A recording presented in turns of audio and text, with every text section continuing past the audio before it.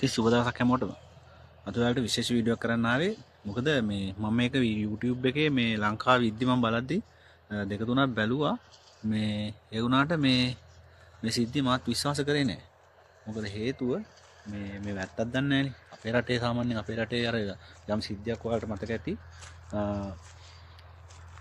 උඩින් අර නිකන් වලාකුළු වගේ පෙන කුට්ටි වගේක් මේ ලංකාවට වැටුණා. ඊට පස්සේ මුල්තිව් පැත්තේ හරක් වගේක් මැරුණා. එක දිගට මේ හරක් මැරුණා.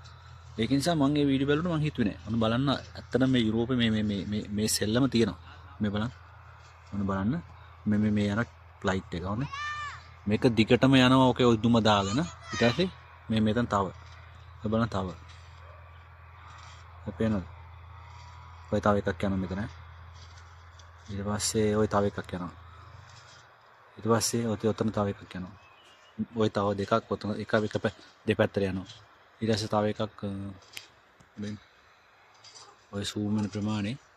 ඉතින් මේ ඔක්කොම ඔය ගියපු පාරවල්. මේ කට්ටිය මෙහෙම හිටපුවාම ඔය කට්ටිය කතිර හැඩයටත් යනවා.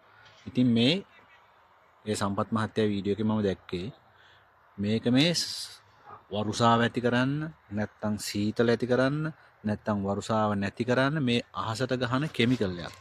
ඇත්ත මේක මේ බලන්න දර්ශන. දැන් බලන්න වලාකුළු වල පාට. වලට පේන වලාකුළු වල පාට. දැන් මෙහෙම සාමාන්‍යයෙන් ඔයාලා ළඟ ෆ්ලයිට් එකක් කොහොමද නගනකොට දුමක් එන්නේ නැහනේ මේ වගේ. මේ දුම නෙවෙයි මේ කිමිකල් එක ගහන ෆ්ලයිට් වල වීඩියෝ පවා තියෙනවා. ෆ්ලයිට් වල දර්ශන පවා මම දැකලා තියෙනවා. ඉතින් මම විශ්වාස කරෙත් නැහැ. ඉතින් බලන්න ඕන දැන් මේ පේනවනේ. ඔය යන්නේ ඒ විදින ෆ්ලයිට් තමයි. නැත්තම් මෙච්චර. හොඳ දැන් තව මේ පැත්තෙන් එකක් එනවා. බලන්න. ඉතින් මේ වගේ හැන්ද වෙනකම්ම මේ රෑ අපිට පේනවත් රෑ බලන්නේ නැහනේ. නමුත් මේ හැන්ද වෙනකම්ම මේ සිද්ධිය කරන මේ කට්ටිය මම ගොඩක් දැකලා තියෙනවා මේ රුමේනියාවේ ආවට මේ යුරෝපේ ආවට මේ සිද්ධිය තියෙනවා. ඉතින් මේ හදත් පායලා දැන් ওই ටික කොහොම ගැහුවට පස්සේ ওই වලාකුළු අමුතු හැඩයක් ගන්න මේ කුට්ටි ගැහෙන වලාකුළු. එනවද?